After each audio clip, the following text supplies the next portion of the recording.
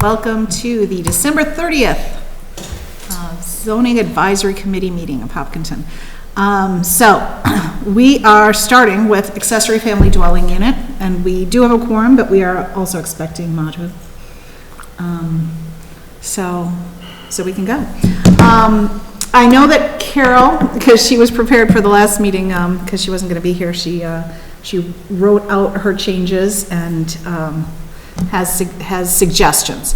And just to recap our last meeting of December 2nd, in our discussion, we were talking about keeping the changes relatively small, minor, in order to make sure we didn't have conflicting issues coming before town meeting, where you might accept some of the changes, but you didn't like some of the other changes, and then it doesn't get through at all.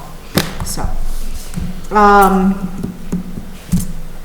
if you're pulling up the zoning bylaws book, the 2018 book, the accessory family dwelling unit starts on page 95. It's zoning bylaw 210-126.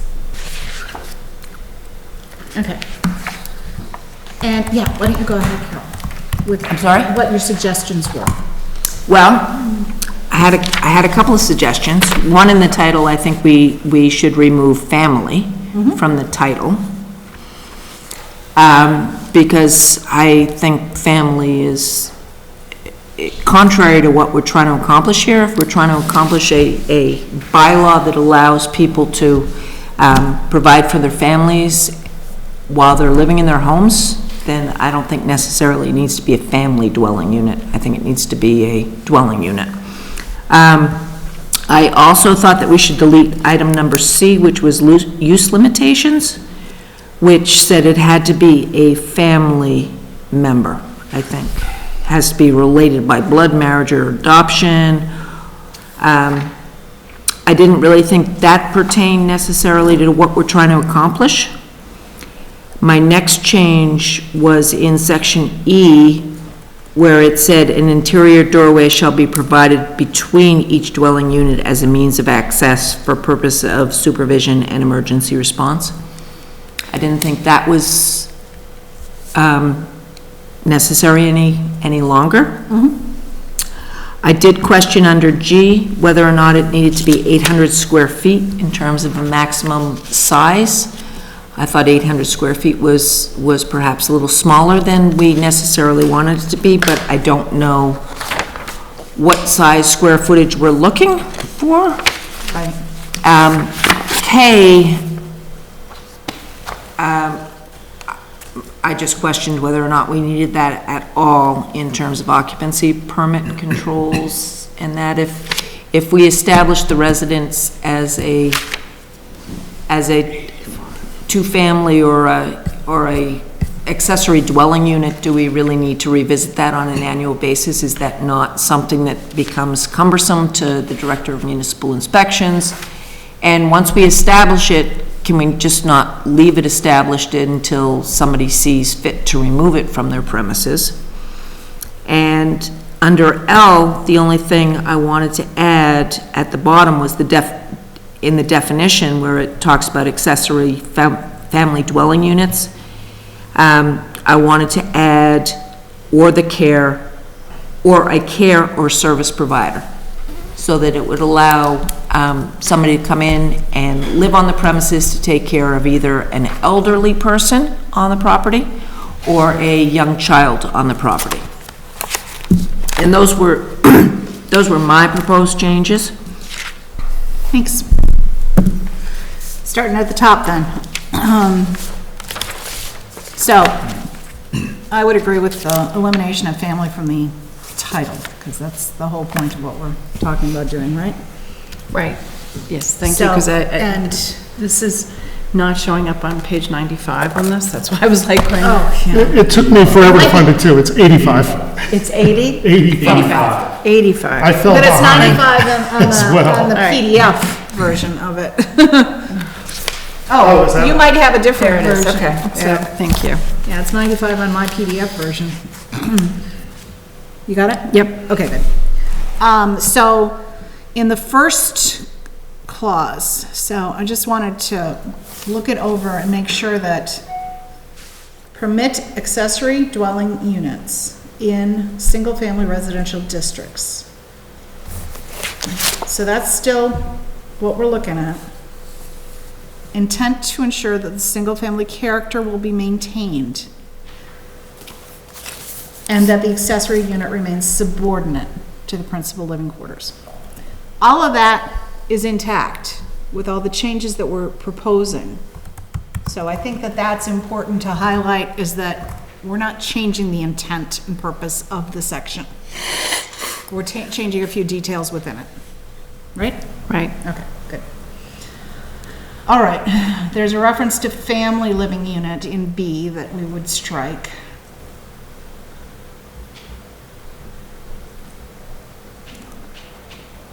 What, by just taking out family? Yeah, Okay. See, I feel like that's where we are changing the intent of it.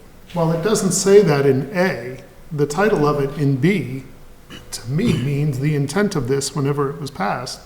but the intent and purpose is what A says, the intent and purpose of this section.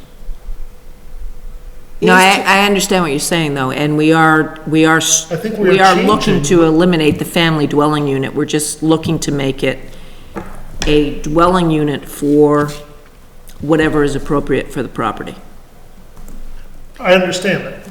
I think despite what A says, that we're being disingenuous if we're saying we're not changing the intent of the 210-126. Okay, To me, we are changing the intent. We're opening it up for more people, more types of dwellers. uses, yes. I think our intent is to establish a bylaw that allows a broader base of people to live in your home.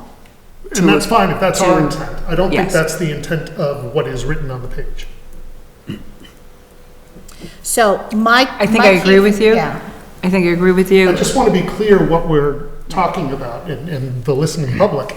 but I also think that it's very important to note that we're maintaining the single-family character.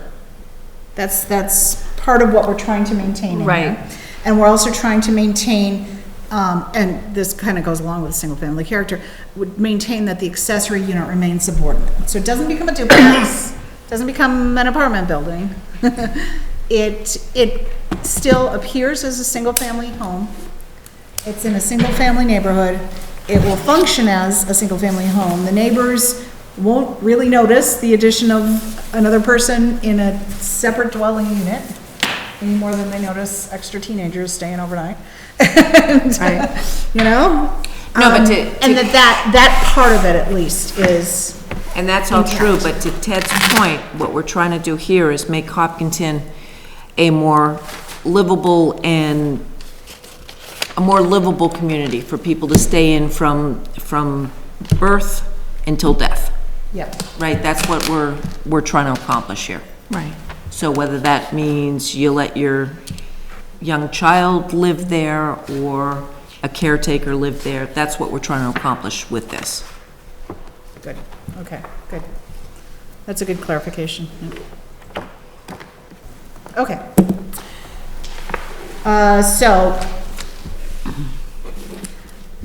In B, okay, so it's still gonna be zoning board of appeals for the conversion to accommodate a living unit by the installation of a common wall or the partitioning of or extension of existing living space.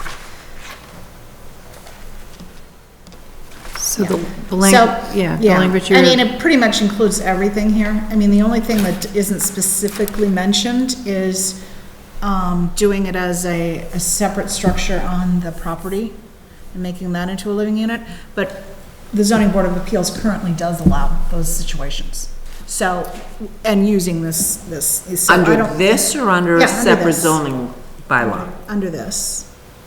Yeah, it does. Separate? It does. They allow that. and obviously they have to, you know, justify it and all that, but it happens. I may be wrong. I understood this bylaw only to deal with existing buildings and the subdivision of existing homes, not to Or, no, to allow, add on to it. to add on to it, but Yeah. not to create a separate dwelling unit on the property. Now, say if there's a pool house that's separate, to actually create, to modify that pool house in order to make it a living unit. It is currently, there have been cases where the zoning board of appeals has allowed this. And this has been in the case where they've shown, the owner has shown that it isn't practical. Okay, with the- Yeah, I'm just saying I'll that they accept what you're have. saying. I thought that was I don't under know. 128. I thought that was under a separate I'm bylaw. pretty sure they're doing it under this, because it was discussed a couple of years ago on Zach, and that came up, and, but I don't propose changing any of this wording. Okay. I don't know how the rest of you feel about changing any of this wording, other than striking the family from family living unit. Because if the zoning board of appeals is saying that, you know, they'll find, only if justified, they can modify some of the uses here, so. Okay. Use limitations. Again, striking family from the first line, as you said. Actually, my suggestion was to strike the entire paragraph. Try the entire paragraph. Oh, okay. Yes. Let's see. So that would strike the maximum of 3 persons. It would strike the, Member of a, Blood? But in the first sentence, it would strike the fact that the owner of record is a resident. They don't have to be a resident. Okay. So it's basically striking owner occupied, if we strike the whole paragraph. well, and that's what we want to do, right? No, I mean, nowhere in the structure the owner is occupying this. No, this is saying the additional family unit has to be owner occupied, Right. provided the No, owner of the record it of the does not say- structure is a It says such resident. additional family unit, provided that the owner Okay. of the record is, of the structure, is a resident of the structure, which includes. So that means in either unit, the owner is occupying. Okay, So if you strike the whole paragraph, that eliminates owner occupied, because I don't see it anywhere else in these clauses. So, thoughts on whether or not that should stay in, or, and again, thinking about minor changes versus major changes to Right. get through town meeting. I would be okay leaving that so long as you strike from the existing unit. Yeah, I think the third sentence, the existing unit shall accommodate, that whole sentence should be struck.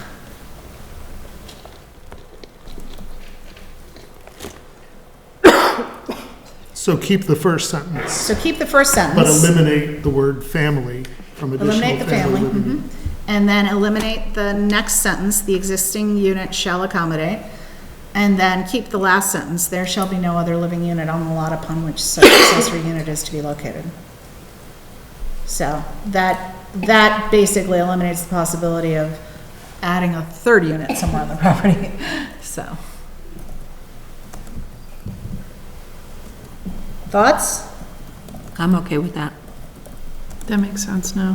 Okay, so our proposal will be to, in section C, to strike family from the first line and strike the second sentence in its entirety.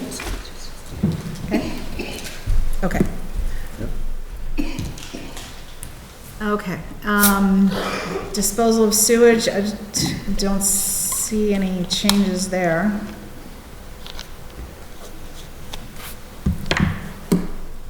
No, I don't. Anybody see anything that needs to be changed there? Nope. Okay. Okay, ingress, egress, and access. Adequate provisions shall be provided for separate ingress and egress to the outside of each unit. To the extent possible, exterior passageways and accessways shall not detract from the single-family appearance of the dwelling. I think, based on our discussions so far, we all agree to those two sentences, and that's fine. Stay in. So it would be this sentence that's questionable. An interior doorway shall be provided between each dwelling unit as a means of access for purposes of supervision and emergency response. So, strike that sentence. The proposal is to do so. And that doesn't mean that they couldn't have an interior doorway. It just means they aren't required to. Does everyone agree with that concept? Yeah. Okay. What about the next sentence? The next sentence, all stairways to additional stories shall be enclosed within the exterior walls of the structure. I don't object to that. I don't know why we need to put it in there, but it's there, so. I think it was, I think it's about maintaining a character of a neighborhood. yeah, I think so Yeah. too. And I think, so, to be upfront, I don't know that I'm going to be in favor of this in the end, partly because I think town meeting will say no, because it sounds like more town growth, despite what our goals might be. Part of the reason is, I live in a neighborhood where I fear it could look very different very quickly if suddenly we allow houses to be knocked down, changed, added to, and I think it will defeat, whether it's a family or not, the single-family character of neighborhoods, especially if ZBA is allowing separate buildings to be able by special ZBA permit. Which is how, which, I'll just say, I agree with Mary, when it was presented to us 3 years three ago. times ago, I think it was a ZBA rep saying, will you please make some changes so we don't have to deal with this? Because we say yes all the time anyway. So please, to put it more bluntly than they did, they pretty much said, we've changed the zoning so we don't have to clog up ZBA with these requests. So that's why I think Mary is right in saying that they approve the separate dwelling. Can we just ask John for clarification, because I don't see where in here, in this zoning bylaw, we're allowing for separate dwellings. Are we? Separate buildings on a property? I thought that was a totally separate bylaw that allowed that. And I don't see where in here it allows for a separate building on your property for this purpose. I don't see it either.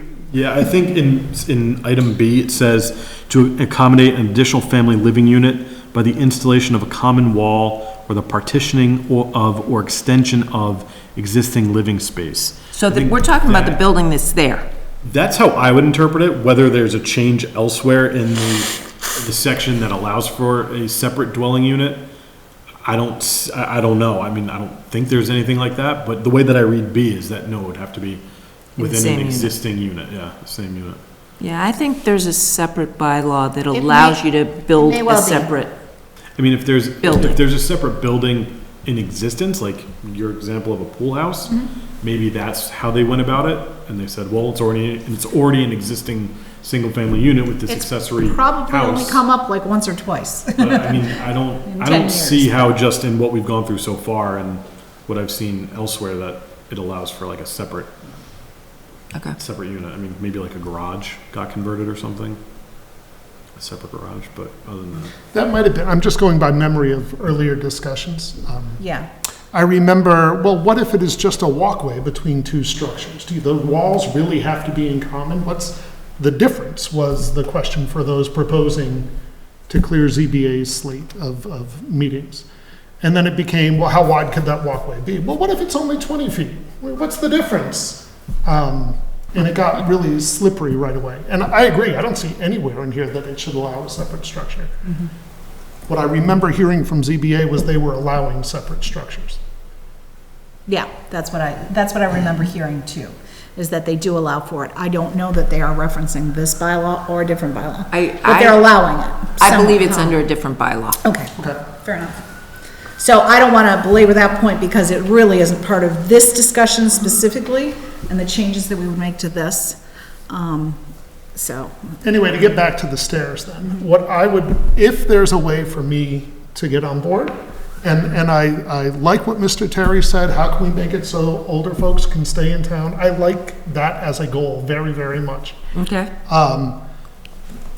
I think that last time we tried this, it didn't do well at town meeting, mostly for fear of increased growth in town. And I think if we are to propose anything that would make me feel comfortable, but also maybe make town meeting feel comfortable, we have to be really minimal in the adjustments. Like, I can see a home care provider having space. That makes sense to me, to allow an elderly couple to stay in the house. And so that's cool. I'll get rid of family if that's what we're talking about. But if it's a home care provider that can also have 2 children, that then to me, and then the house gets sold, but we have this extra apartment, and what's gonna happen to that apartment? I don't like the term slippery slope, but it feels like we're moving in that direction potentially. So I am for keeping the stairs on the inside. I am for doing everything we can to maintain the feel of a neighborhood, but allow non-income folks to stay in town. and if we're going by So I wanna be careful. by the single-family character of an individual home, I would agree that exterior stairs make it immediately look like there's a separate unit. Unless, of course, you can't see it from the street, Yeah. and the ZBA approves it, Goes through that. goes through that process of vetting. Yeah. But it would matter to me if the neighbor could see it, or 4 neighbors on the other side of the fence. I have no issue leaving the stairway inside. I don't think there's any detriment to that in terms of what we're trying to accomplish here. If we're looking to create an accessory dwelling to help the residents of the home stay in the home, whether it's through childcare or elder care or whatever care, I don't think that keeping the stairway inside the house is a detriment to that. So I have no issue leaving it in there. I just found it an oddity that it was in there to begin with, because it would never occur to me not to have it in the house. So if that creates an issue, then by all means, let's leave it. Yeah, I mean, I agree that we want to get something passed. Yeah, And this exactly. is, and if the ZBA can review this specific thing in this specific situation to approve the stairway on the outside, then just leave it in there. Well, I don't think if it's in there saying that all stairways have to be on the inside, the ZBA has the option to say outside stairways, okay. We've said this is the rule, and I don't think they can say, okay, in this case, we'll let you have it on the outside. I don't think they can do that They can through a variance. for Yeah, variance. yeah. But that's a there's- whole, It's a high hurdle. that's a whole It's a other high hurdle. process. And what I was thinking is that if there was some issue regarding access to that separate unit, that might be something that they would be able to, review through their process. But then again, that gives everyone within 300 feet the right to Absolutely. say, no. this It's a is an high issue. hurdle, no question. Okay. So, for C, were we on C? No, on E. I'm sorry. On E, we agreed that the only change is striking the interior doorway shall be provided, which is the second to last sentence. Everybody agreed on that? Yes. Okay. F is documentation, Board of Appeals.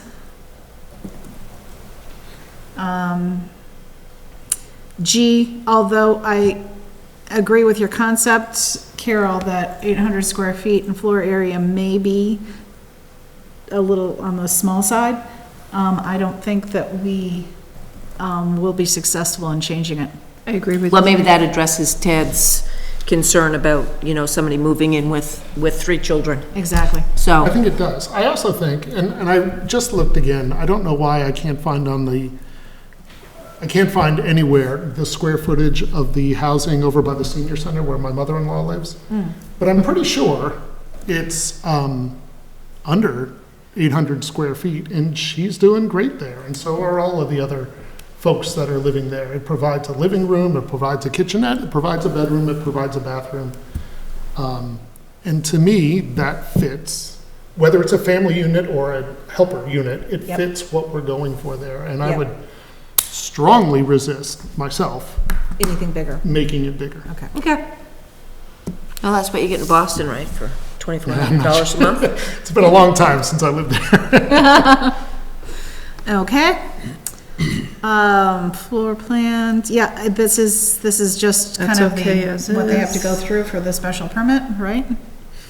That's H. I, parking, provisions for off-street parking of residents and guests of both units in a fashion consistent with the character of the neighborhood is determined by the Board of Appeals. Okay, everybody happy with that? Yep. J, special permit, just some details, nothing, no changes there. And then K, this is a point of discussion. So, Carol, you were suggesting striking it entirely.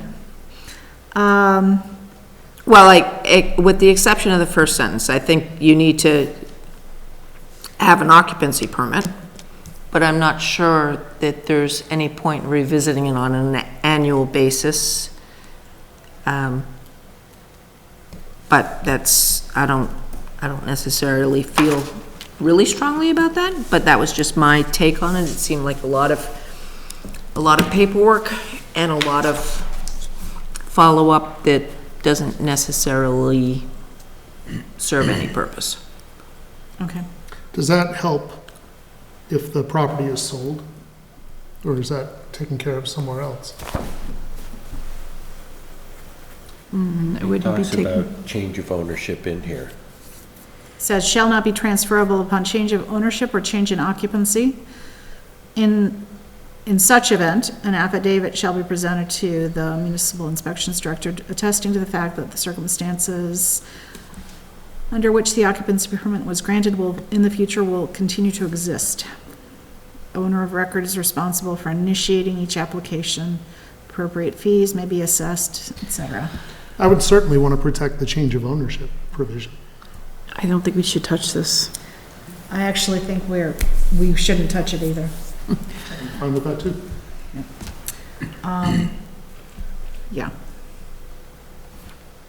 What if you leave in the occupancy permit shall not be transferable and delete the sentence between that with the 2-year thing and?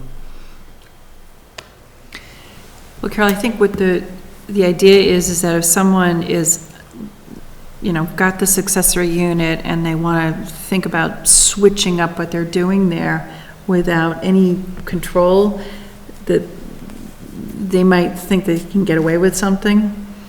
This actually, even if What could they possibly get away with that we haven't allowed in the last 5 paragraphs? adding lots of children to that space. It's 800 feet. I've seen a lot of people go into 800 feet. No, I get that, but what prevents a bunch of people from going into those 800 feet in the last 5 paragraphs? So this actually allows the Director of Municipal Inspections to go visit that space every 2 years. Otherwise, if you take it out, they won't be able to check what the status is. But we've established a space so that if I'm 93 years old and I need somebody to take care of me, I have established a place for them to live in my home. And if I make it to be 110, do I really need the Director of Inspections to come in? And there's nothing in here that if that person is taking care of me, that's going to prevent that person from having 5 children in those 800 square feet. Except for this particular paragraph. So item C. C also limits it to 3 people. Well, yeah, but how is that being enforced? That's why this paragraph exists. It's enforcement, and I think that's what's gonna show up at town meeting. Believe me, I don't really care. No, but personally. if. I don't care. If I've got 10 people living in that space, my neighbor's gonna complain. And if it's in violation of what it should be, then the fact that it's in violation is enough for something to happen. I don't, But maybe there's no one that's going to tell the town that there's 10 people living there. Maybe your neighbor is, like this. and honestly, if I had 10 people living there, and I knew the director of municipal inspections was gonna show up on Tuesday, I would have 8 of those people go to the neighbors or go somewhere else for the day. Sure, except, I really do think that this is gonna be one of those items that, town meeting is gonna say, why are we getting rid of this? And we're gonna lose the focus, which is to sort of expand this accessory unit so that we can have caregivers for either young children or elders. If I were writing this anew, I would probably do a lot less onerous Yes. paperwork, but I don't think we can change it. I don't think we're gonna get away with Right. at town meeting. And I agree with you.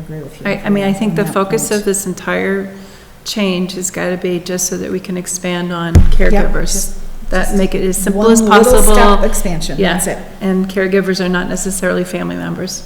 Yeah. I think that's what we have to keep the focus on tonight. Right. As much as I agree with your sentiment on this, it's just, I don't believe we can get it passed.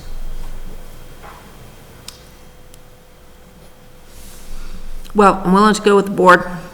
However, I think the 2-year period is onerous. I would be happy to leave that the permit should not be transferable. You go into a situation and you create a situation and you establish a living unit for your situation. And if you're 92 and you live to be 102, I think it's onerous for that person to have the director come in and issue you a new permit every 2 years, and I agree.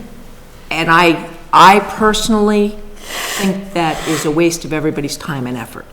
If I die and I sell the property, fine. Don't transfer that right on. But at 97, I don't want to be, is my permit up? It just, to me, is onerous. So And I I have a don't think it question. serves any purpose. I don't really understand the terminology. If you are my caregiver, but then you've got to pack up and leave, and Mary's going to become, is that not transferable, or is it I'm the owner of the property, the allowed owner to of have the someone property. live there? No, it I'm the says, owner of the or property. change in occupancy. It says that. Because I think we could achieve close to what Carol's talking about. If we say you can't change occupancy, you don't need it revisited perhaps every 2 years, if you have the same either family members living there or the same caregiver. But if you have to change caregivers and somebody else is moving in, No. Is change in occupancy referencing The a owner. person lives there? Or is it referencing a particular named person, I mean, no one tracks the lessee. No. Okay. It's the ownership of the property. But That's- yeah, it says that's- or change in occupancy. So basically they're saying ownership or the fact that it is occupied, right? Oh, it's- Not yeah. not the bodies in. Not the actual person who's there, right? Okay. I just think the goal is, if we're here to, to allow people to live in their houses forever, that to ask an elderly person to refile with the town every time Does that cost money? this caregiver goes or that caregiver goes, and Does we it say they have replace to them with file? like. I don't know if it costs anything. It does allow for fees to be assessed. Therefore, thereafter, permits may be issued by the director of municipal for succeeding 2-year periods. It doesn't necessarily mean it has to be. It may be that they'll set that up to do that.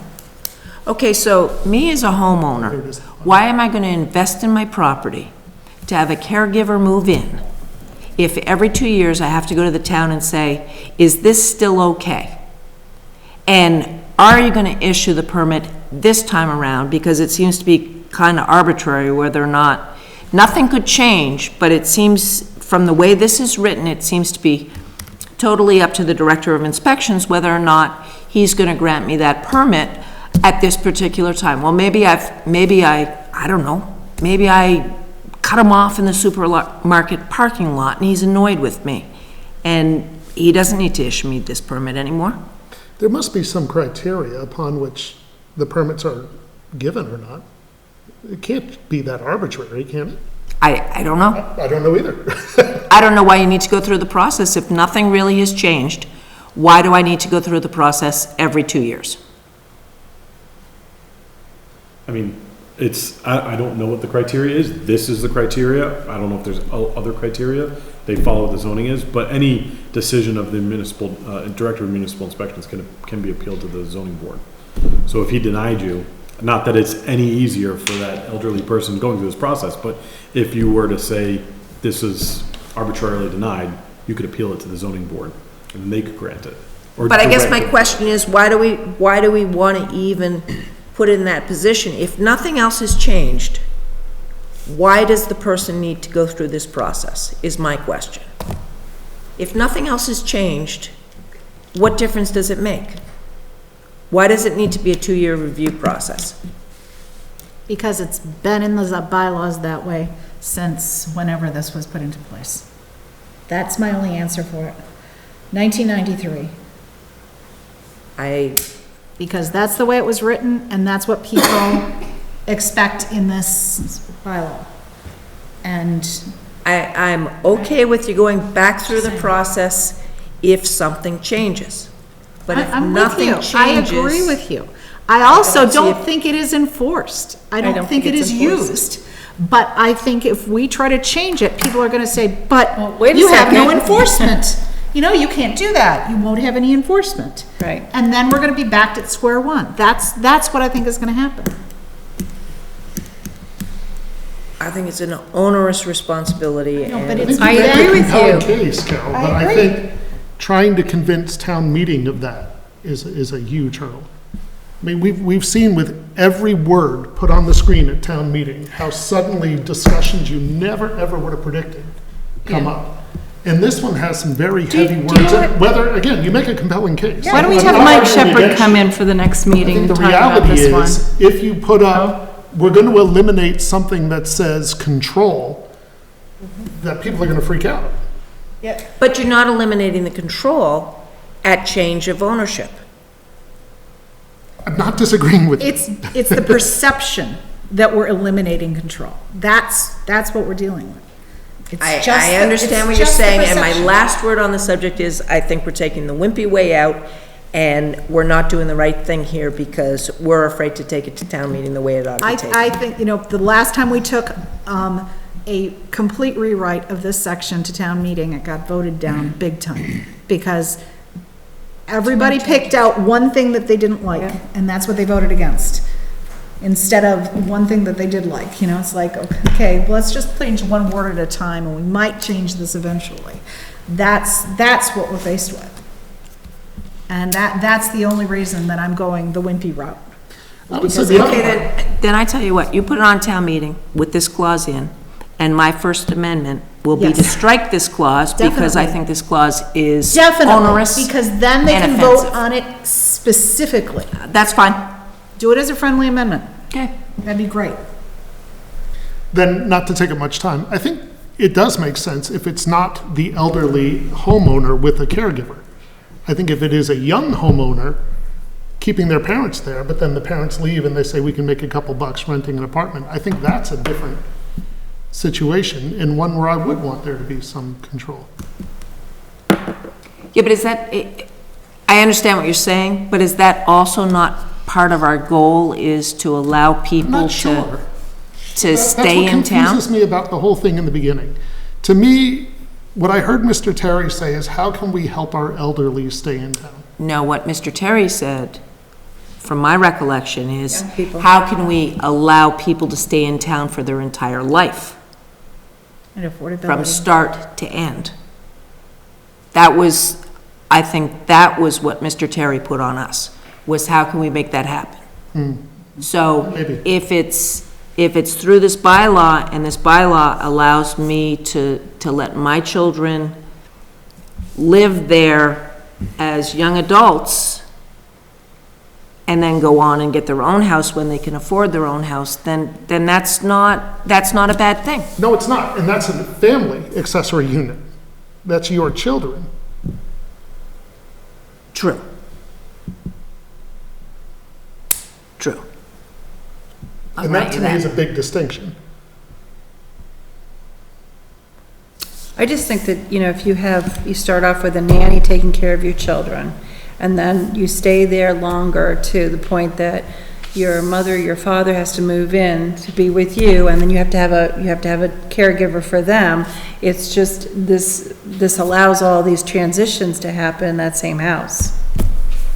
Is that a bad thing? No, No, that's that's the the purpose. purpose of what they're dealing with this. But I agree, this paragraph K is onerous. I think what you just suggested makes the most sense, to get up in town meeting and say, I want to amend this to get rid of this. Okay. And see what the reaction is, because unfortunately, going into this thing, there's just going to be it's going to get too much, I think, bogged down on the purpose of what we're trying to do by extending.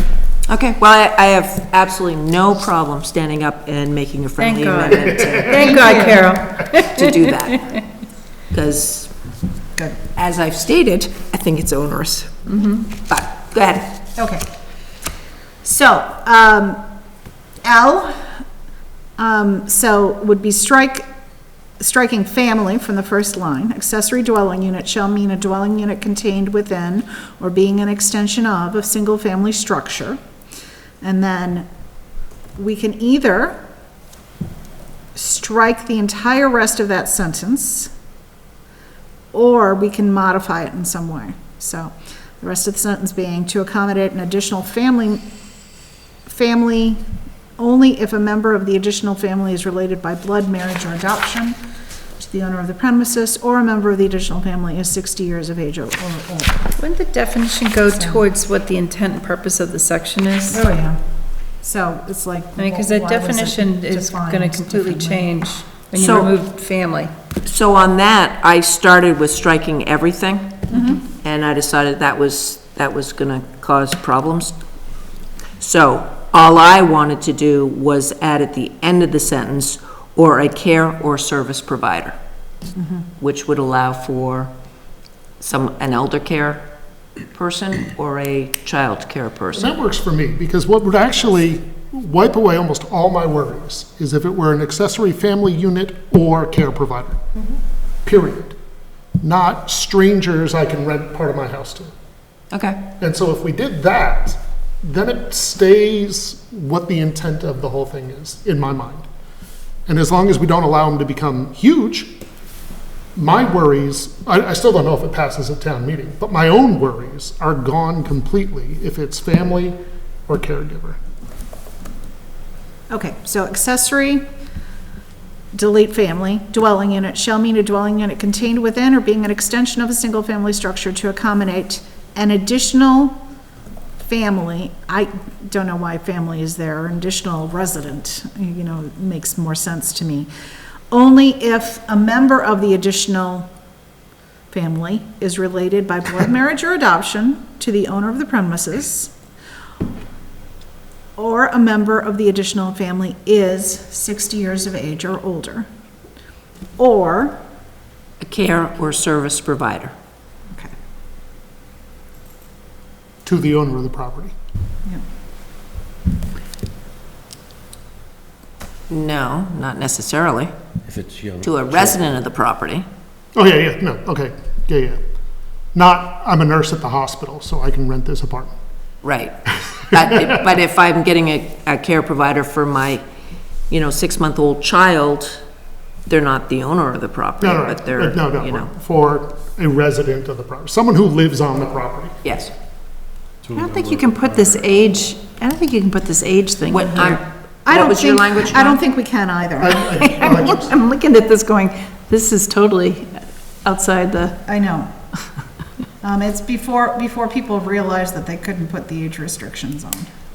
Okay, so if we delete a member of the additional family is 60 years of age or older, so, and we could say, or, so cumbersome, member of the additional family is a caregiver or service provider. Not a member of the additional family is a service or care provider. Say again? I think what you said is incorrect. Member of the additional family, just making it parallel, if a member of the additional family is related by blood, marriage, or adoption, or a member of the additional family is a caregiver or service provider to a resident. No, because that's saying that the caregiver. They have to be related. They have to be related, and we don't want No, them it says related. or, not and. No, read your sentence. The word family in that maybe. Okay, so, starting at the beginning, accessory dwelling unit shall mean a dwelling unit contained within or being an extension of a single-family structure to accommodate an additional family. Resident? That's the people who are living in the additional Yes. unit. Can we are- change an are- additional family to accommodate occupancy? Yeah. only if the Because occupant I think that paren additional S- family is very awkward. Right, there's a lot What of is that? families in there. An additional household? An additional household, yeah. Okay. Why can't it be accommodate occupancy only if the occupant paren S is related by? Yeah, or residents, I don't know, occupants, yeah, occupants. So, the additional occupants, and just, you know, assume that I'm putting the parentheses around the us. Okay, to accommodate an additional occupants, only if, don't have to say member of, the additional occupants, okay, are related by blood, marriage, or adoption to the owners of the premises, to the owner of the premises, sorry, Okay. or the additional occupants are a caregiver or service provider to the resident, one of the residents, something like that. Makes sense. Okay. What if, I what think it if, makes sense, but I worry this, and I'm okay with this. It's. What if you're married? The spouse isn't necessarily the caregiver. Is that spouse excluded from that wording? what if you're not married? Or not married? What if you're living in sin? Yeah, you could be living in sin. Well, I mean, But all I mean to say there- is, I just, if there's someone else there who's partnered with the caregiver, we're allowing that someone else to live there. And I don't know if that wording does that. By making it plural, we're allowing it. But it says only if the occupant, I'm not sure. Okay, so one of the occupants, how about that? Or if one of the occupants, friends, At least one. is or at least one. Well, okay, going back to additional family, what's wrong with additional family? Because a family is Because the- very,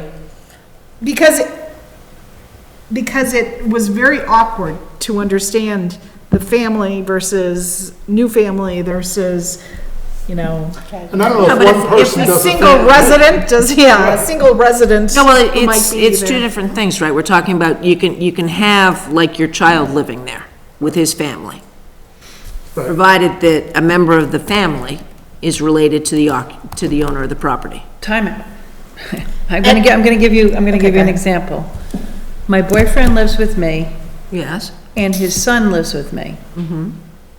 He's not related to me, But he's living in your house. right? He's not in an additional dwelling unit. It is an accessory unit.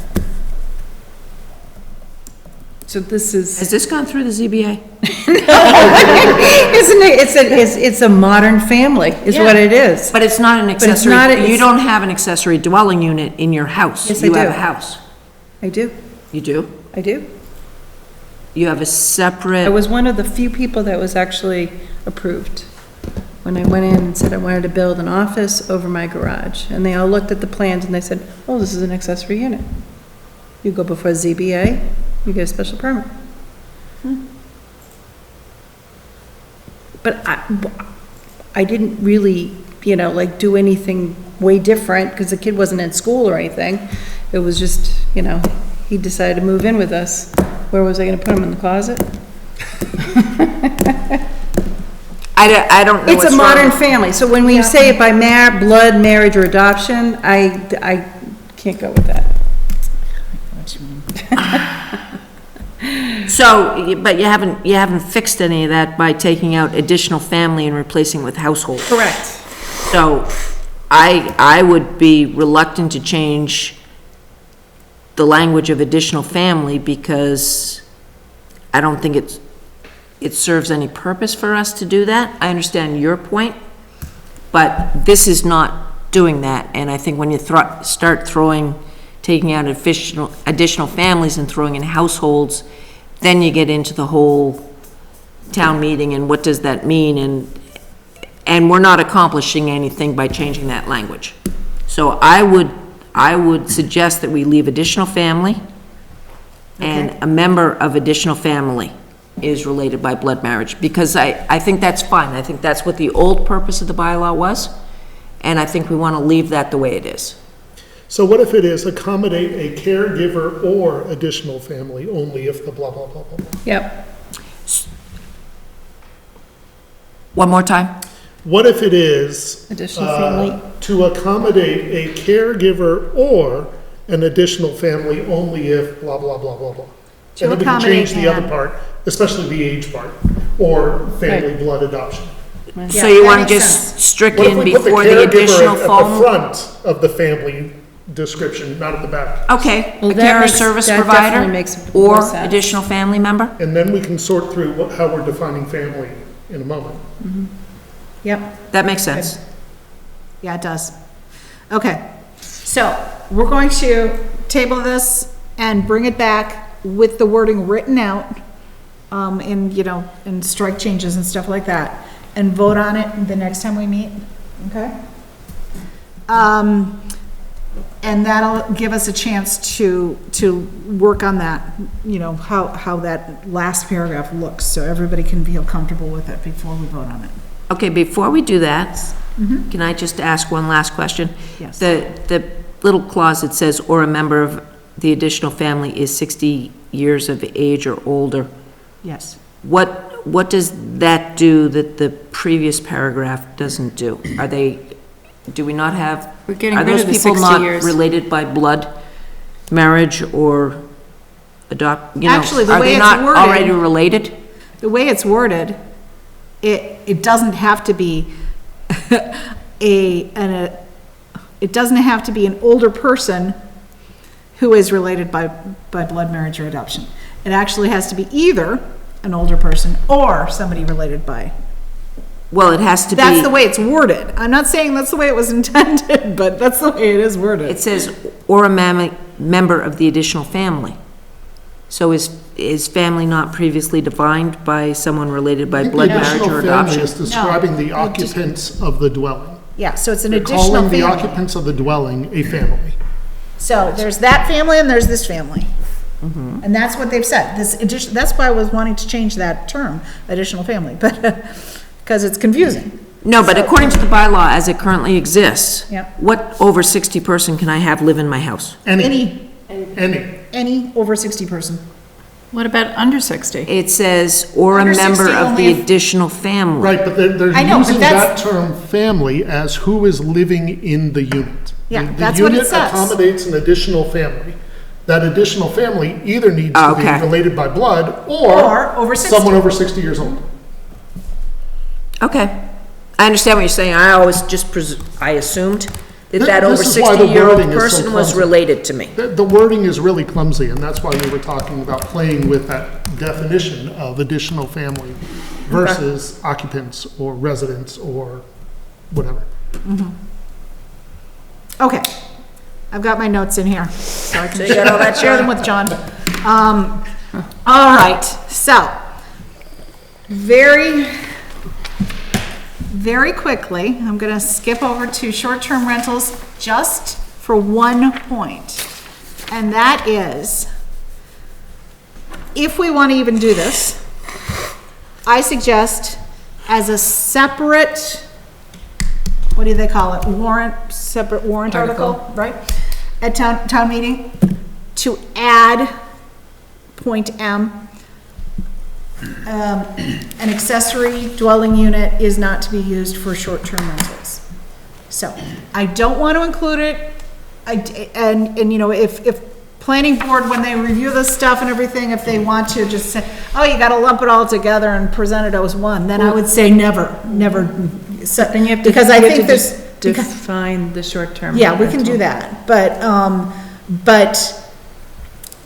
this came up in some of our preliminary discussions of, oh my goodness, we need to make sure that this isn't gonna be used for short-term rentals.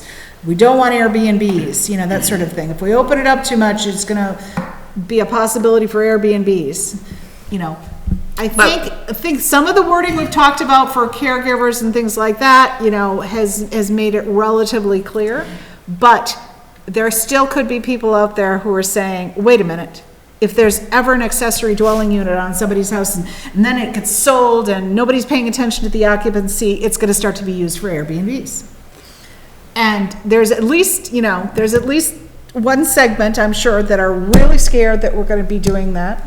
And then there's another segment that says, I've got this house with an accessory dwelling unit and I'd really love to make some income off it by doing it for Airbnbs. So I'm sure there's split thoughts on it. I don't know where the town falls, you know, in terms of preponderance, one way or the other. But I don't want it to derail the changes that we're trying to make to this that are related to, you know, just opening it up a little bit to caregivers and you know, and making it more affordable to stay in your home lifelong and that sort of thing.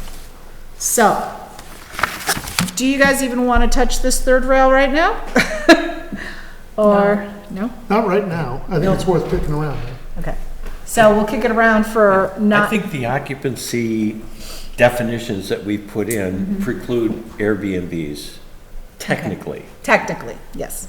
Perhaps And- enforcement issue, yeah, but technically they do, all right? Well, I think you're right, zoning articles based on what it does, and you don't put clauses in your zoning articles for people that you think are gonna try and circumvent the intent and purpose of the zoning article. Oh, yeah, I agree. You know, I agree. you can't use it as an Airbnb, well, we've just told you that it's for caregivers. Right. And additional family members. That's So fair unless you enough. have, Because, you know, this additional was family came members up in my that mind when, wanna rent. before we were going to leave that clause in. You know, back when we were talking about eliminating the clause about, related or caregiver. Let's- You know, So. why don't we look at it as it's been freshened up and rewritten, and then decide whether or not it needs to be addressed. Okay, And it's another thing that could just be addressed at town meeting. And oh, by the way, if you have a question about this, yeah. because I think you're right, we don't write zoning laws saying this is not allowed. They would go on forever and ever and ever if we listed all the things that are not That's allowed. very true. But, you know, some people have been very strongly suggesting that we deal with this sooner rather than later for Airbnbs, so, for short-term rentals. Okay. Minor change to non-conforming structure, allowing zoning enforcement officer to issue permit without ZBA in certain circumstances. This is article, no, not article. No, those are my notes on the backside of that Yeah, those are your article. notes here. This I'm so sorry I couldn't make it is last time. page, what is it? Accessory. It's down here someplace. Okay, non-conforming lots, uses, and structures, 210-127-128. And 127. And that's page 90 on a printed copy of the 2018 bylaws book. And in the PDF copy, it's page 100. At least my copy. Yep, I got 90. All right. Okay. Okay, so really, when we looked at this before with Mr. Shepherd, I highlighted, it was the, under 210-128A, 2, and then there's a paragraph under 2 that says alteration of a single or two-family dwelling which does not conform to the foregoing circumstances shall require the issuance of a special permit by the Board of Appeals upon a finding that the proposed change is not substantially more detrimental to the neighborhood. So that, and then, okay, and then there's a reference in paragraph C, the main paragraph under C, the last sentence, that references the issuance of a special permit by the Board of Appeals. Again, same wording, not substantially more detrimental to the neighborhood. So essentially, that's what we're talking about modifying, is the type of change that would require a special permit by the Board of Appeals. And some of the things that we discussed, last time we discussed this, which was on December 2nd, I believe, having a process. So having a process where either the person wanting to make the change to their home gets signed letters from abutters allowing, you know, saying no issues, you know.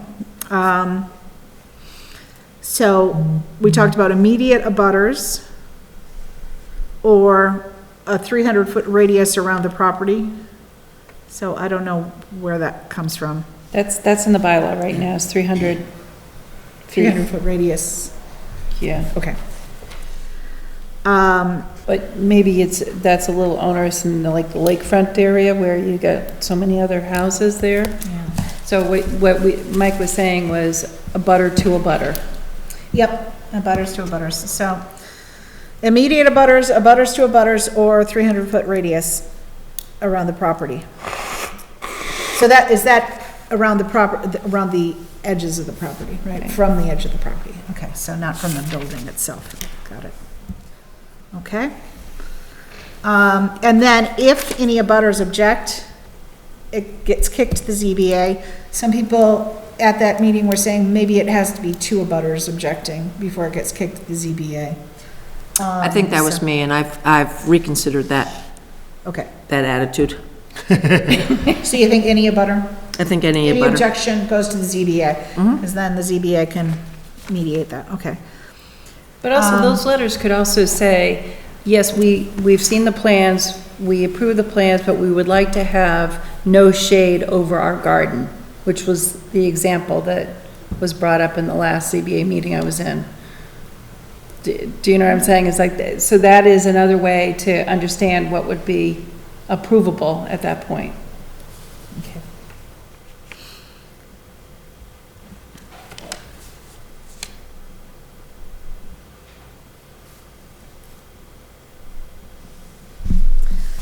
So, you know, I have a problem with that because it's really not enforceable.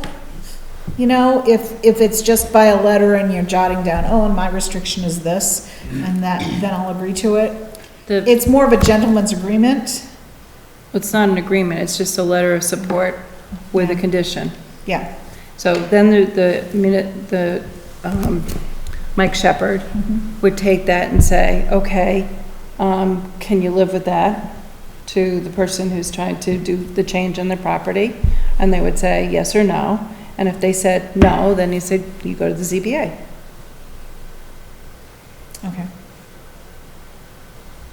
But then if they say yes, and then the neighbor says, well, you didn't comply with this condition that I hand wrote on this letter, then where does it go, you know, after it's Well, already that's built? and that sort of enforcement, thing. that's enforcement That's what I'm saying. by municipal inspections. Yeah, That's their but they enforce things like that all over the okay, place. okay. It just sounds a little odd to have to do through, you know, yeah. I'm not sure you can put conditions on an approval. You either say it's okay with you or it's not.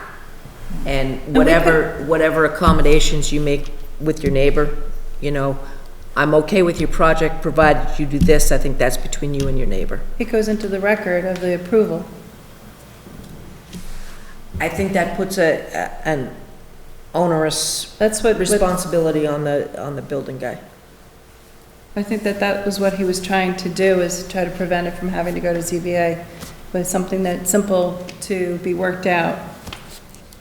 And Maybe that's I'm where, that's mistaken. where I think, yeah, but that's Maybe I'm where I think it mistaken with has what- to be between the two owners. If just it's has to simple be to in be a worked out, then it simple should be worked agreement. out before it gets there. You either give your approval or you don't give your approval. Yeah. All I know is that we give approvals to ZBA with conditions all the time. And that Yes. becomes Yeah, but part of at the record. ZBA. Right. That right, makes sense, but Right. But what when he's you trying to do is he's trying bypass to the avoid ZBA. going to the ZBA, so. In when- simple situations, though. Right. And I guess if there's conditions, I wouldn't consider it a simple situation. I guess that's what it comes down to, you know? And I would agree with that. You know what I mean? Because it just shouldn't, you know, there's just too many things kicking around then, without, I know you think it's simple, and yes, if your neighbor A and neighbor B says, yeah, I'm okay with you do this, if you do this, then I think that's between the two neighbors. Right. That doesn't involve the town, and the town shouldn't be arbitrating whether or not shadow on your garden from 11 a.m. until 12:30 is shadow on your yard. Yeah, no, I understand that, but what I'm saying is that this was why Mike Shepherd came to us, is to, you know, make some of these things simplified that he could negotiate on the spot. And that, yes, it is something that would have to be part of the written record. well, I But think that. but there's not a I written think that record, If the. is there? If the abutters agree, you know, that the plans are fine with them, and they all sign the letter, then that's something that doesn't have to go to ZBA, yeah.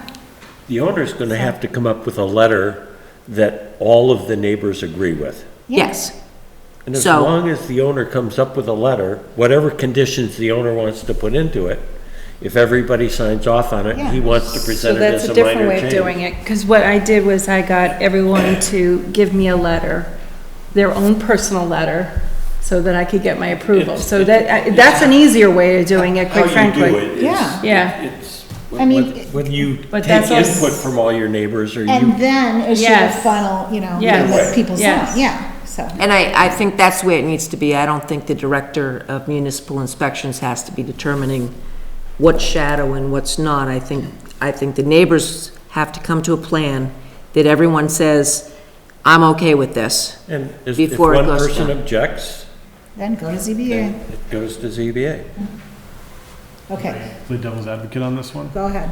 If somebody goes to their neighbors and presents a plan, gets a letter from everybody, and then changes the plan but doesn't notify their neighbors, how does that get adjudicated? Well, then it's like anything else, right? I mean, if you get a building permit and don't build according to your building permit, then it goes through a process.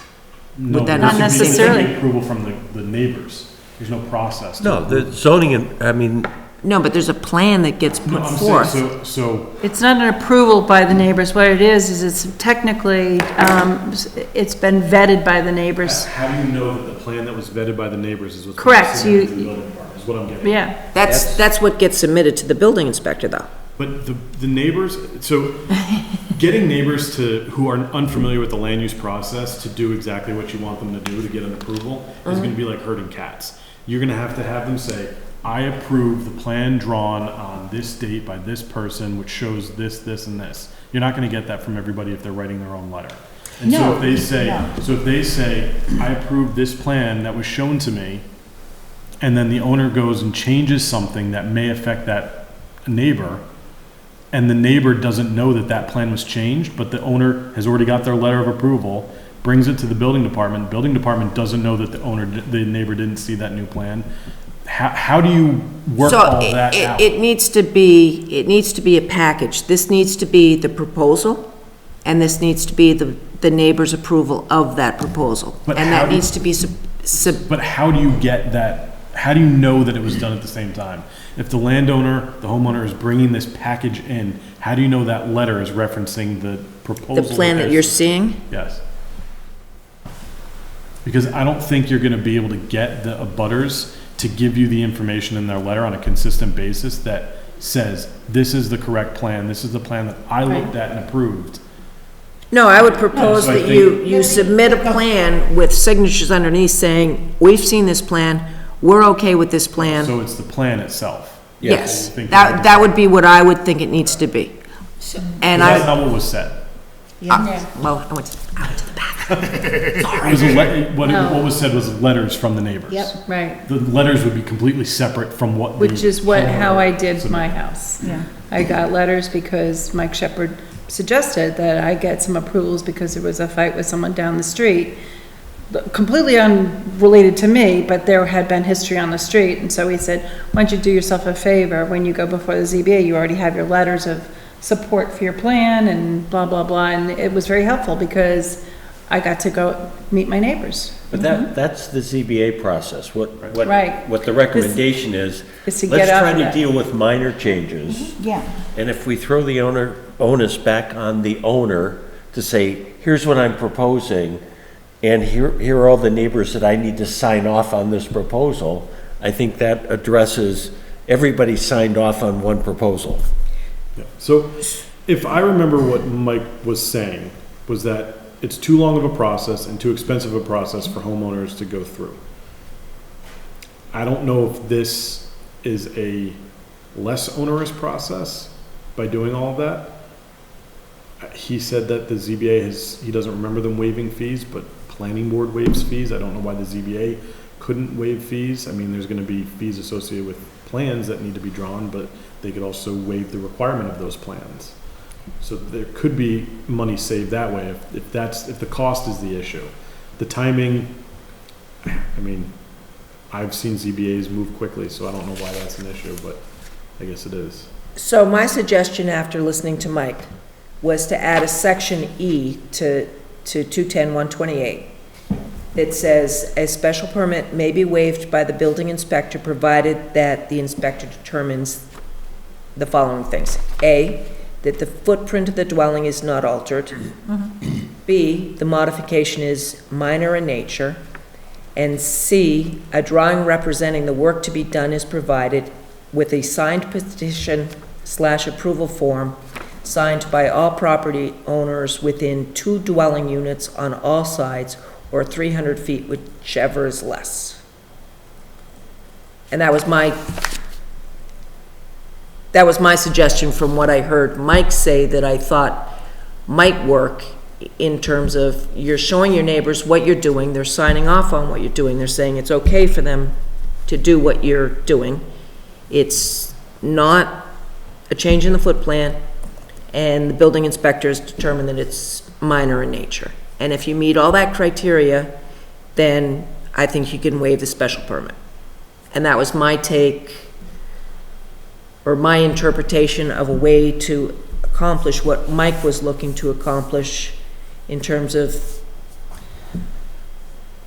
Yeah, well. getting around the By whole not process. changing the footprint, I think you kick most of these things off. What would you think, John? What examples would be not changing the footprint, a dormer? Well, he was talking about dormers or closing in screen porches, that was a large portion of what he was looking at.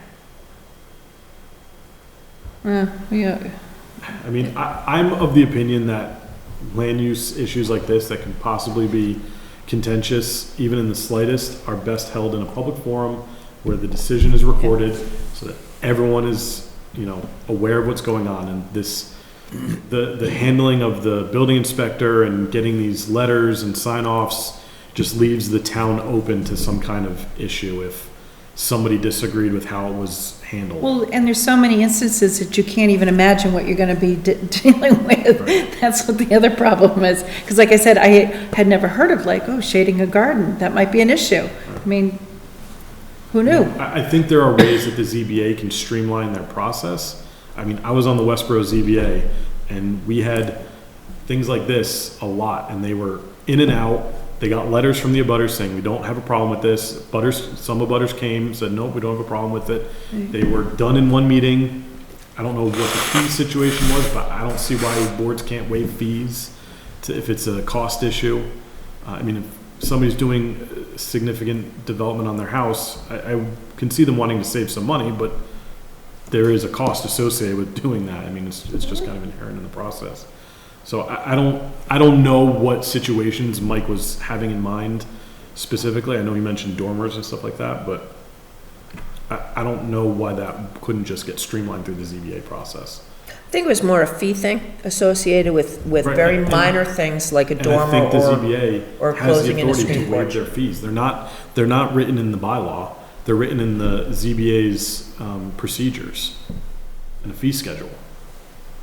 So I don't even think they would need a variance to waive their fees. Like it's a matter of process. I mean, we've waived fees at the planning board a couple times. Just they request to waive the fees and the planning board grants it. Yeah, I don't think it's a speed thing either.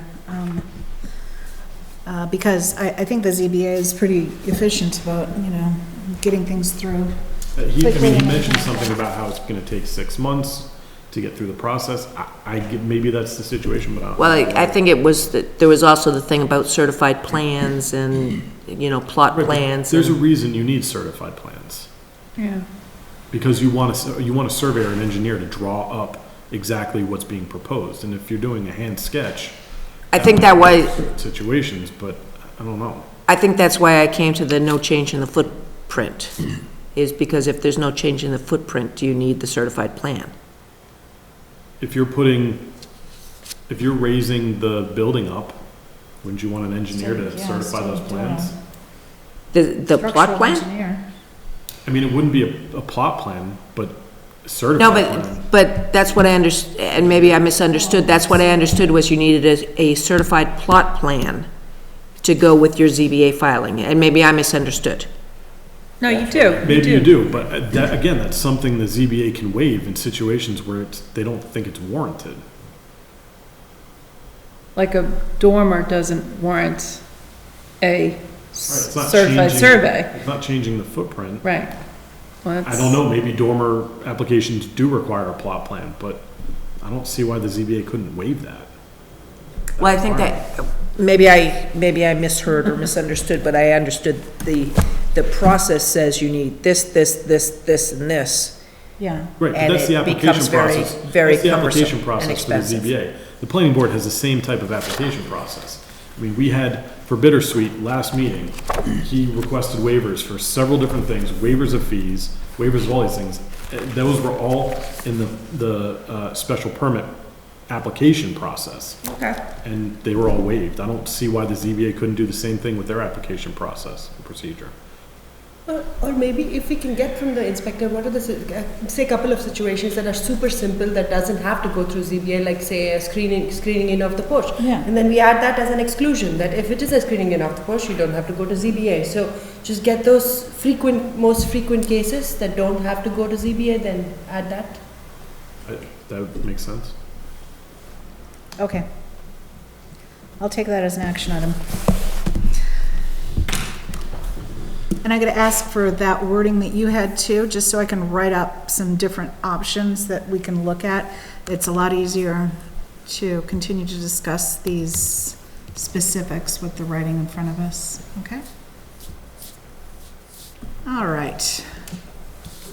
The next item on the agenda is the acceptance of the Legacy Farms North Road, what, if any, zoning needs to be modified.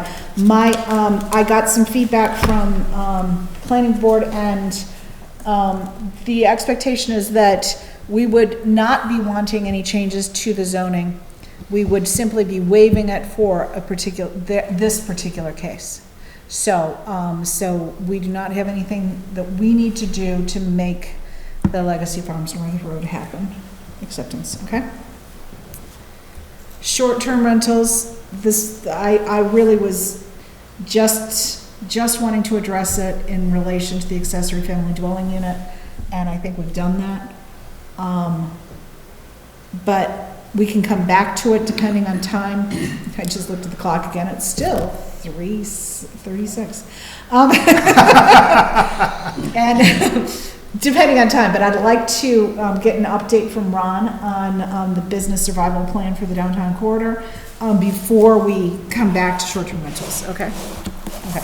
So I had, we've gathered 4 key things from a potentially zoning perspective.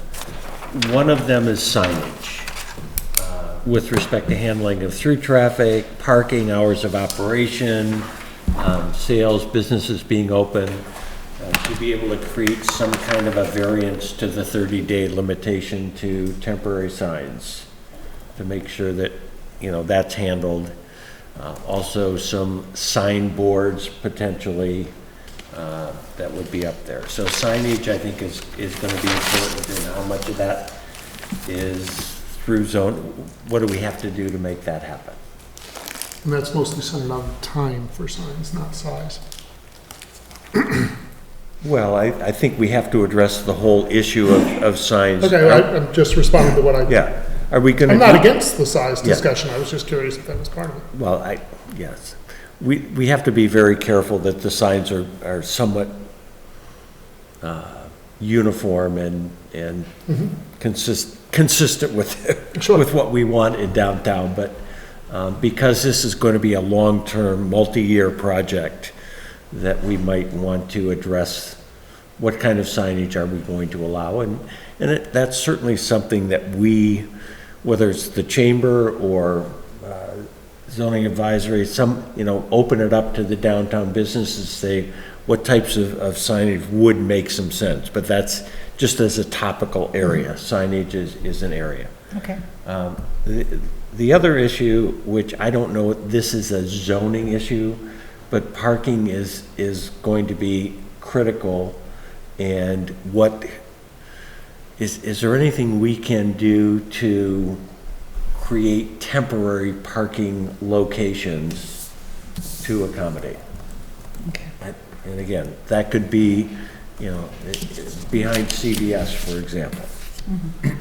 I mean, it would be nice if we could get some temporary parking in the Hopkinton Drug parking lot, so that we have parking on the north side of Main Street, as opposed to, the southwest corner, which is, it's kind of hard to get across the street to most of the downtown businesses. But again, parking is a critical issue. The third thing is traffic, consideration of rerouting of traffic, taking a look at one-way streets that are in existence now and perhaps making them two-way streets for a period of time to allow for, supplemental traffic flow during this period of time. We had talked about considering some kind of tax subsidies for downtown business owners during the construction. And I don't know, I don't think that's necessarily a zoning issue, but it's something that, to try to increase the likelihood of survival of downtown businesses. And then the fourth thing, is it a timing issue? I'm only throwing this out from the standpoint, and I'll throw Hopio as an example of a seasonal business that, if the construction in front of that particular area could be moved to non-peak or prime seasons. But again, I don't know that that's a zoning issue. And, ultimately, communication and having a liaison from the business community to the town engineers and to the contractors of the construction is going to be critical to keep a regular flow of information as to what's happening this week, what's happening this month, what's happening next month. So again, I'm throwing, it's kind of a free form. Here are all the things that will help businesses survive down there. Yeah. The signage and the parking may be the only, things that are there. I don't know about rerouting traffic. I don't know that that's necessarily a zoning issue. Right. Or whether that's a public safety issue. But certainly something that we'd love to engage in conversation with. So for the things that are not zoning issues, I still think that we can write a letter, That would be awesome. and do what we can to put it in front of other people who are working on these issues. There's no question that other groups and other employees of the town and things like that are working on these issues, as well as the chamber, I'm sure. But also to lend our support to any of that. As far as the potentially zoning item, which is the signage, have you had a chance to get any input from Design Review Board, for instance, on, okay, so some of, that's one thing I thought of is specifically about, you know, the uniformity or the, you know, just some of those aspects. Because temporary signs are great to have, but at the same time, we're also going to be dealing with sidewalks that may be less spacious than usual, and putting signboards where the walkways are already being restricted by the construction could be a problem. You know, so, you know, I'm just, so anybody who's dealing with signage and sign design issues, you know, might have some other input on that too. So I'm on the design review board, and they really review permanent signage, not temporary signage. Okay. And I wouldn't go there for this particular situation because these are gonna have to be changed as construction changes, okay? So I think that the most important thing on this is the communication. That is number one. How people are going to get through the center of town, who's open, who's not, how they're doing it. I think getting an ombudsman for this particular project is probably the most important part of it, because all these other things are going to feed from that. So I agree. has Norman or has anybody broached the subject of someone having that responsibility? Not that I'm aware of. Okay, so that would be where I would start. All right, good.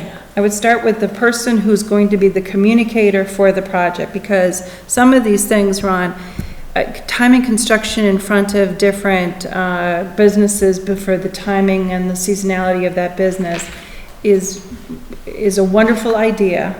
But when we're waiting for Verizon to do the lights down for years now, Okay. come on, we're not talking about being And a reasonable. project, yeah. there's a- Any project management, it's going to say. Exactly. Yeah, at the beginning of the study, at the beginning of the project, yeah, oh yeah, we can plan to have this done in this time frame. I think but tax it's- subsidies is a great idea. It's not zoning.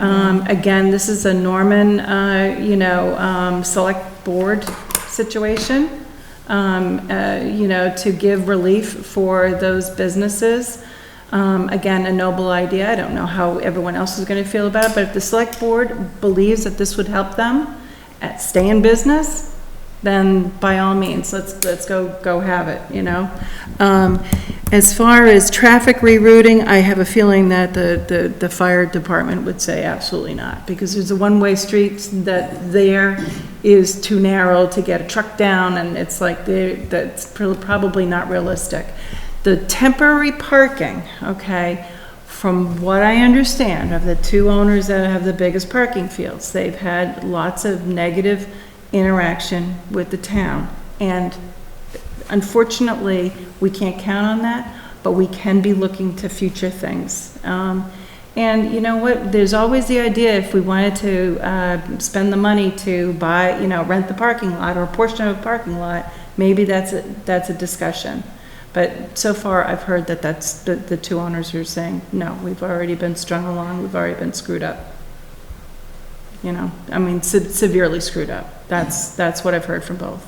So, the parking we have is, we're gonna have to deal with it, hopefully, we'll get through it, but it's gonna be painful for the short term.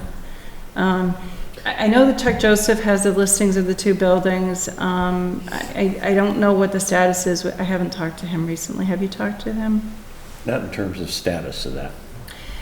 That would be a good choice to find out what he's able to do, what he's not able to do, Ron. So is that 2535? Yeah. We've had preliminary meetings with them. They want to move an application forward for that project, which would be maintaining those two houses, condominiums in the back and then a municipal parking lot in the middle, but that hasn't gone before the planning board yet or been submitted. We've been told in the beginning of 2020, we should expect that, but that's all we've heard. Yeah. I So mean, that would be the thing to bring forward more quickly, even before you actually approve all of the detail on the condominiums, is what, you'd put a gravel parking lot there, something like that.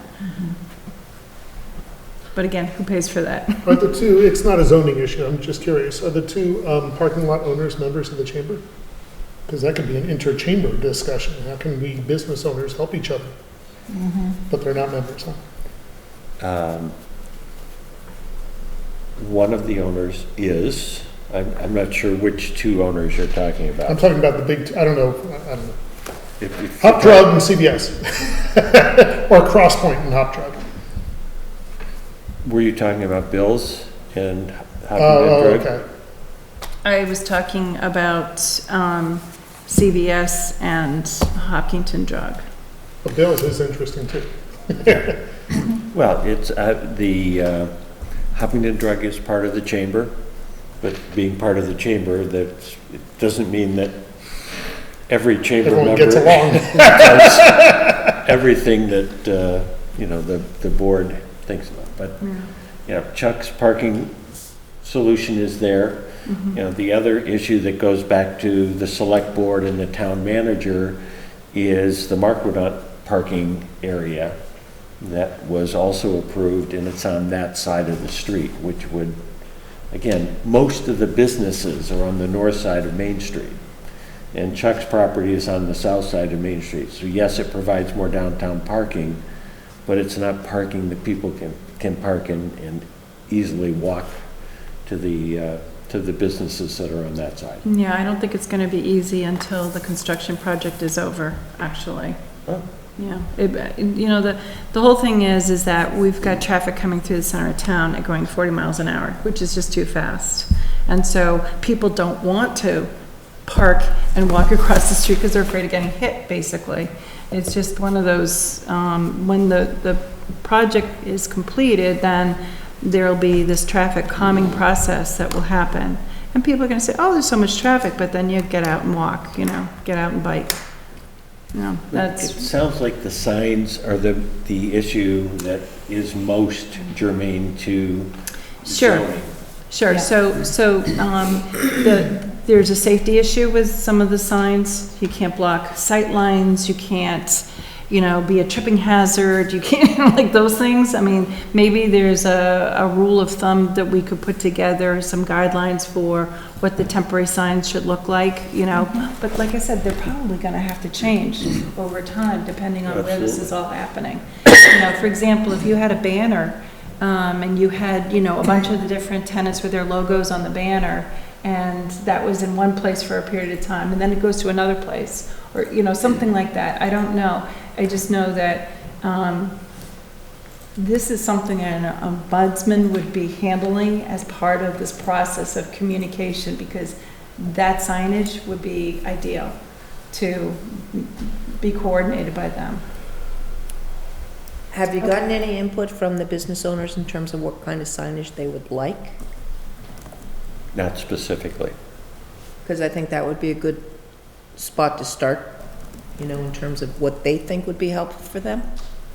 Yeah, I mean, some generic signage such as, businesses are open during construction and. We could get some stuff to hang off the telephone poles until the telephone poles disappear.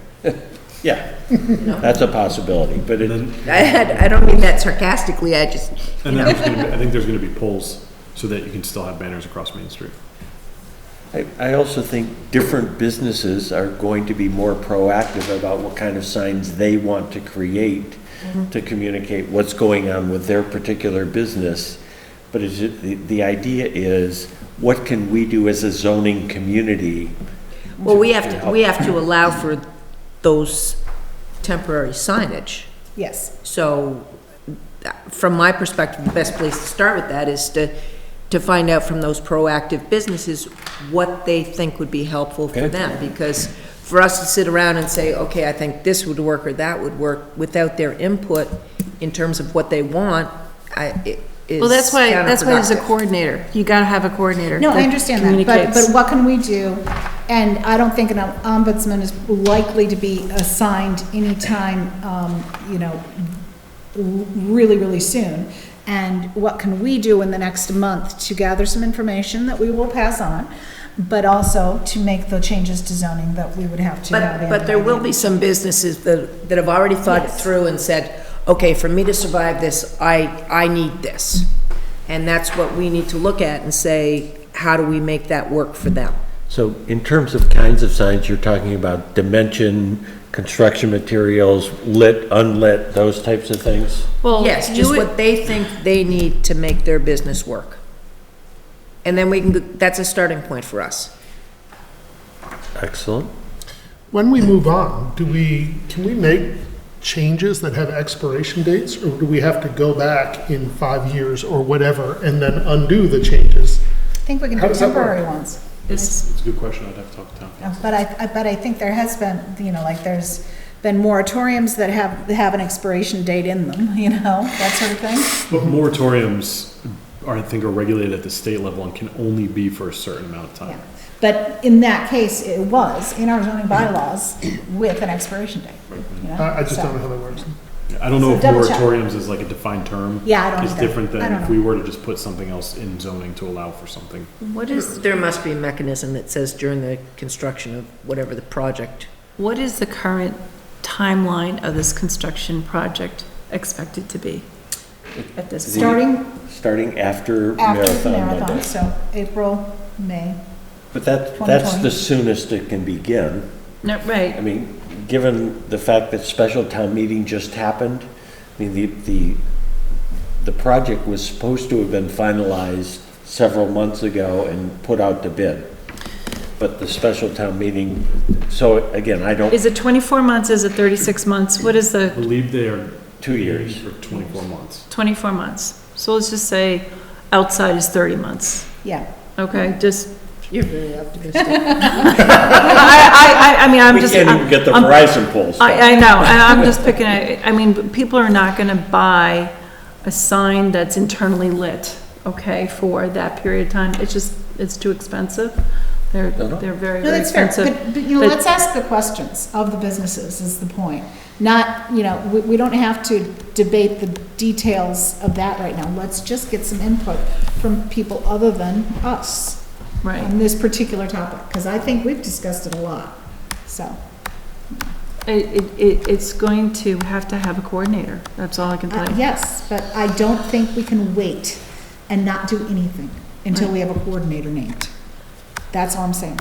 Right, Because if we wait, it'll be too late for us to do anything for zoning. So let's do something for zoning. for guidelines. And you'll get input, I'll look at the wording, and yeah, and let's work on that and simultaneously with, and I would encourage you to make some phone calls and say, where is the ombudsman, and who is it gonna be assigned to, and, you know? Well, I think that's gotta be like a letter from Yeah, us no, I to the agree. select board and the town manager saying, you No, know, the I number agree, one but thing here I don't should be a think coordinator, at- and just, this is, you know? and this will be their duties to And I also coordinate all don't this think stuff. that, you know, doing it just once and not having multiple times, I think the more we, you know, badger people about this, the better. Because it does need to happen. I agree completely. So let's do multiple prong attack. So I just have a quick question. So just on by the overview of the signage bylaws that we have, all the temporary signs have the 30-day restriction. So say except for the cases when there is construction going on, the 30-day restriction doesn't apply. Say for example, is there something like, is there a law that says temporary signs are supposed to be up only for 30 days, or can we give exclusions like this, like special provisions like this, like during the period of construction, a business is exempt from the 30-day restriction? That's what you're gonna look into, right, is how to put a time constraint on temporary signage? So I think there's two different items being discussed. So you're asking if it's allowed by law to increase the 30-day Yes. limit. I mean, I don't think there's a state law on temporary signs at all. So it's basically just zoning. towns can do whatever they want for temporary signage, they can not regulate it at all. So I think if we change zoning, we can make it in the BD district for 30 months, starting this date. That's what it is. That's what I need, and I think that's the second part, is that's what I would need to talk to town council about, is if you can, in the zoning, put essentially a self-destruction Yeah. clause. I think that's what you need, in because if there. you change the temporary signage from 30 days to Unlimited. 36 months, that's never gonna go by No, at town that's the meeting, thing. because I people are don't- gonna go, No, I that's don't want why, that I don't political think we sign. should put a time on it. I would say if there is construction happening in front of your business, you're exempt from this 30 days. So no matter how long it goes from, if there is a condition that satisfies that you're blocked or your business is affected by this, doesn't have to be downtown district. Say there is a business that is affected by it in another area where something the town is doing is blocking their livelihood, so they can get around it, so. So it sounds like you're proposing a permanent change to zoning, rather than a temporary change. If a business is affected by something that's happening in the town, like a construction, it's exempt from the temporary sign days restrictions or something. That's an interesting way to do it. Okay, so you'll check on the expiration dating. Can you put together some wording? And then we can, based on what we find out about the expiration wording, we'll decide on a final wording, at our next meeting.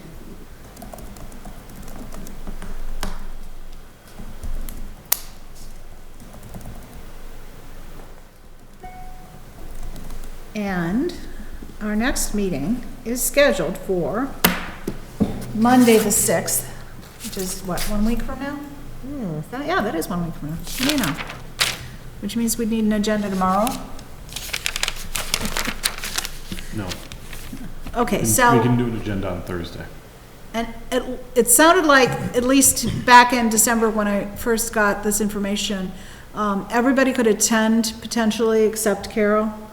I don't know if you're still iffy for the 6th. You're still iffy? I'm still iffy. Okay, got it. So the 6th is good to go. Unless everybody has since gotten something else on their agenda. We're okay. Okay, we're good. We're good to go, next week, and it sounds like we've got a lot of to-do things before then. I'm sorry, do you have a date after the 6th? Yeah, I do.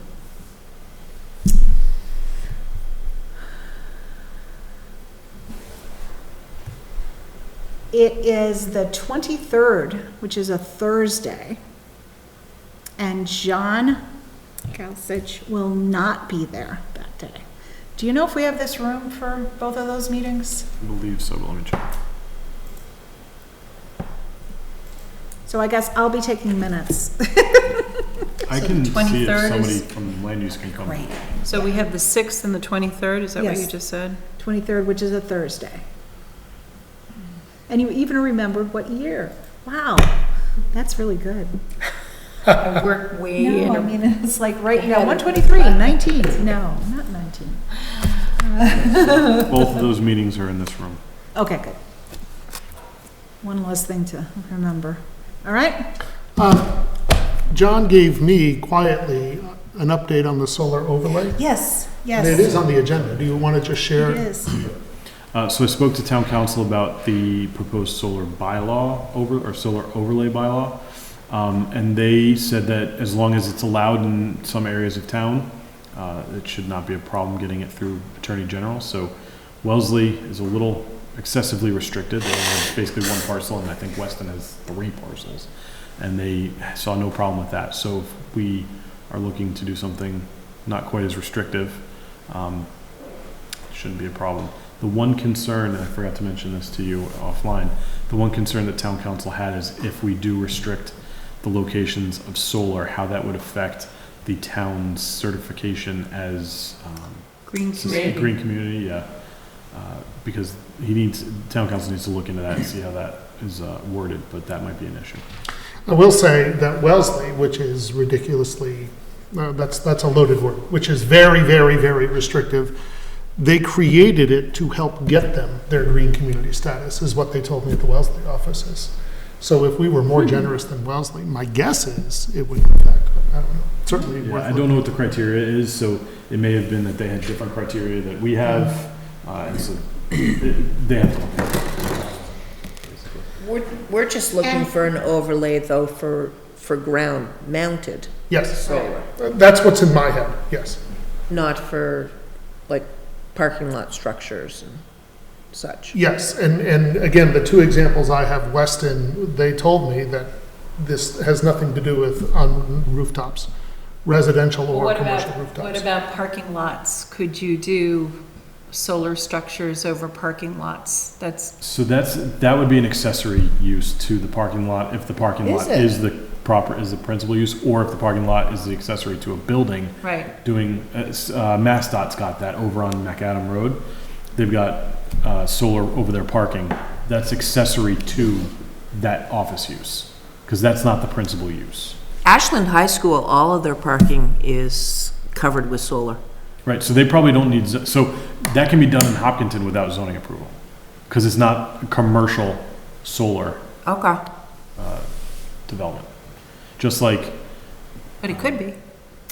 it would be It's still accessory. accessory to the principal use. Right, but I guess where I was going with this was that there's a definite difference between taking raw land and putting up solar structures versus putting it over a parking lot, which is still land, but it's, it's paved land. Yes. I also, and Mary, fill in any blanks that might need to be filled in. I also swung by the planning board and was there about twice as long as I'd planned to be. I wasn't sure if Mary would need help, and then as it turned out, you were 2 minutes late or something, I think, so. Anyway, I got a very favorable response, I would say, that everyone, the only hesitation some had is it's their preference never to chop down a tree for solar, and I'll admit I'm sympathetic, I just don't know if that's a realistic position to take if we're gonna move in this direction. I also would prefer not to chop down trees in the name of solar. But that seemed to me to be the only real restriction. There was one planning board member who seemed to early on have a stronger objection, but everyone else liked the idea and said, yes, please keep looking. Yep. Is the sense I got. So that's the feedback. Okay. So I guess our next step, and it probably shouldn't be, well, there was, Muriel mentioned the idea of maybe creating asking for a term we used before. You're not allowed to do this. What? Moratorium? Yes, moratorium, thank you. Moratorium. Oh, yeah, she did bring that And she up. did mention it might be worth looking into if we were clearly moving forward and making this a priority, but clearly can't get anything done before town meeting in the next month, that might be a road to take to slow down solar development for the next year, I imagine. I don't know if she put a date on it or a timeline, but That would definitely, I think, be worth looking into. So, That may be an issue at the state level. I don't know. I'd have to talk to town council if you can put a Okay. moratorium on solar, since We're a green community. that and the state The whole has state basically is. said, we are encouraging solar. You can't unnecessarily regulate solar. So that How would be many something. projects do we have, ground-mounted projects? Approved or built or Approved. permanent? Approved, It's like you 6. have, I think, 5 or 6. Yeah. There's one that just got submitted, the Liberty Mutual site, and the Wood Street Solar one has been approved, but just recently. I think we have so fair share let's of see these what we things. can manage to get done in Okay. January, okay? And I think that starts with you using the other communities and crafting some wording. And it, even if we just limit it to a cloverleaf, if, we can always add, a few other parcels if we identify a few other parcels in the meantime. But at least if we have the structure of the wording, I would suggest starting with the parcels that have already been approved for solar. Okay, As the overlay, yeah, yeah. okay. That makes sense. Sure, And there's been a lot more approved than Wellesley is inviting. yeah. Okay, that sounds good. But, and then the clover leaf we've been talking about from, Well, again, I keep saying, the cloverleaf I have in mind is the, and then I dismiss immediately, is the Turnpike 495, because I think there's major wetlands issues. There are cloverleafs at Main Street in 495 that are probably similar in size to the Wellesley one. Why And can't I you do it forgot all about- along 495? And, well, that's what I keep bringing up, is what about the strip between the north and southbound lanes of 495? yeah. And I think what I've come to understand is while that it is not Hopkinton land, it's Hopkinton's to zone. So a solar company would have to go to the state to buy it or lease it or whatever their financial agreement is, but it's still ours to zone is what I think I understand. That's correct, So, that's correct. So just to build on that, what I spoke to town council about is that if, the problem would be if that was the only land zone for solar. Somebody could then bring an appeal saying, this is just de facto impossible to do because you have to jump through so many hoops and get leases with the state to do this that you effectively can't build solar on this.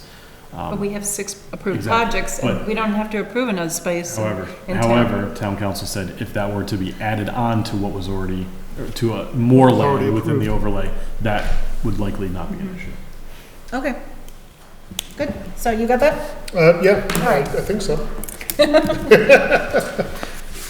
All right. We have minutes to approve. Anyone reviewed them? I actually read these. I did, I actually wrote to a note, because I wasn't at the last meeting, that they had typos, but other than that. Yeah. I think I wasn't at the December 2nd meeting, so Okay. I was going to abstain from voting myself. Anybody I move? read them, I don't recall having any issue with them, so. Just a couple of typos. Just a that was few it. typos, but I don't think they're critical. Move to approve? Thank you. Second? All those in favor?